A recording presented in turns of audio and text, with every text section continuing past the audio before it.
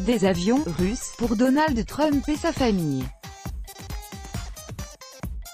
L'armée de l'air américaine a publié certains détails du programme qui prévoit de mettre à jour le parc aérien de la présidence pour quelques 4 milliards de dollars.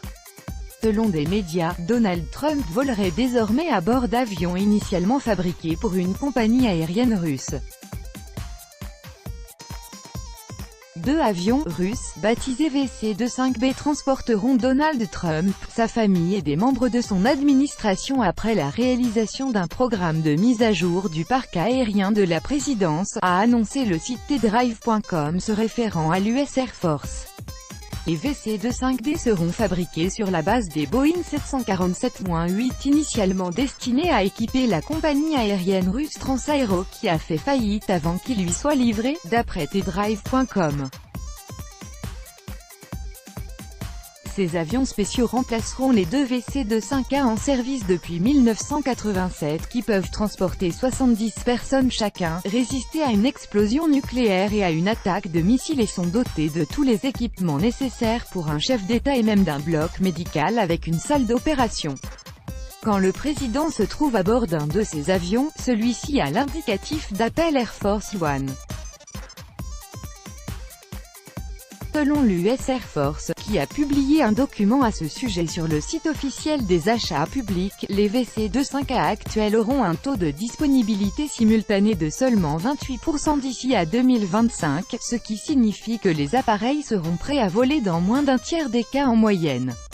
Or les VC-25B devraient avoir un taux de disponibilité d'environ 56% pendant toute leur durée de vie. En plus, il est plus facile de maintenir en état les avions neufs que les avions vieux de plusieurs dizaines d'années, d'après l'US Air Force. Pour devenir des avions spéciaux VC-25B, les anciens Boeing de Transaero seront dotés d'une version militaire du système de navigation par satellite GPS. Les transpondeurs standards de Boeing seront remplacés par un système d'identification ami-ennemi (IF) utilisé par l'armée de l'air américaine. Ces équipements permettront à l'Air Force One d'emprunter les couloirs civils et de survoler les espaces aériens réglementés en recevant des données de différentes sources.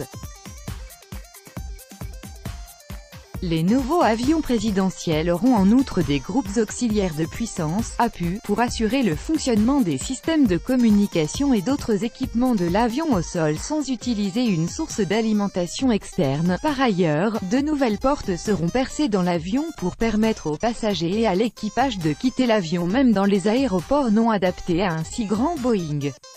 Donald Trump recevra les VC-25B, conformément à un contrat de 3,9 milliards de dollars conclu avec Boeing sans un appel d'offres traditionnel, selon les lois américaines. Lorsqu'elle veut signer un contrat sans lancer un appel d'offres, une entité gouvernementale doit justifier son choix. En mai dernier, le Congrès a déjà bloqué une demande de remplacement des réfrigérateurs à bord d'un avion présidentiel pour 24 millions de dollars. L'US Air Force explique sa décision concernant les nouveaux Boeing présidentiels par la nécessité de réaliser l'entente informelle intervenue le 20 février dernier entre M. Trump et le PDG de Boeing, Dennis Muilenburg.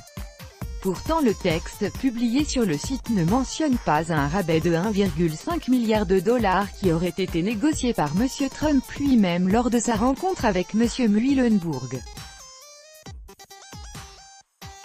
Le rapport ne parle que des 200 millions de dollars d'économies qu'on peut espérer si Boeing reçoit le droit de nommer des sous-traitants pour intégrer des systèmes d'Air Force One dans ses avions.